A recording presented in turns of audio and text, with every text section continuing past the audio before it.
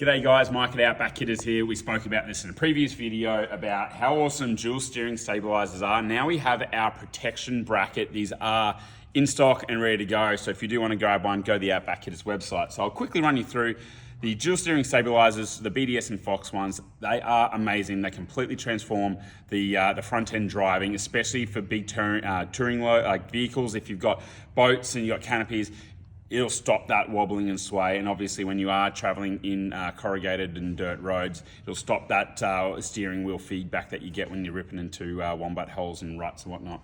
Now, this typically comes with this bracket here. So it's got the BDS logo on it. It's an actual, it's just a nice little faceplate for here. We don't need that anymore. Now our bracket here, it does come a lot wider. So what it does is it protects this exposed shaft. So you can see it does cover all the way to an opened Fox shock.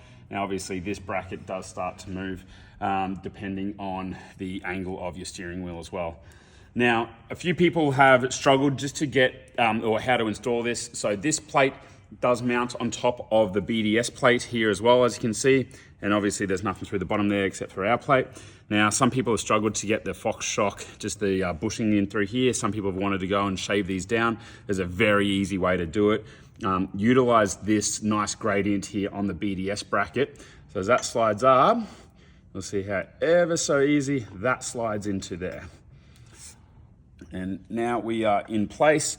And as per our last video, one thing that we do recommend is we get all the bolts on through the bottom and get the nut and the washer on the top. Obviously, we just don't want to be destroying your nuts.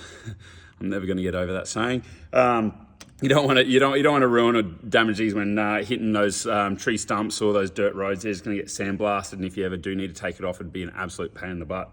So make sure you send the bolts in through the bottom, fasten it up through the top, and this thing's gonna be ready to go. And as you can sort of see at the front here, you're gonna be very nice and well protected when you are heading off-road. So as a reminder, go to the Outback Kitters website, grab yours today.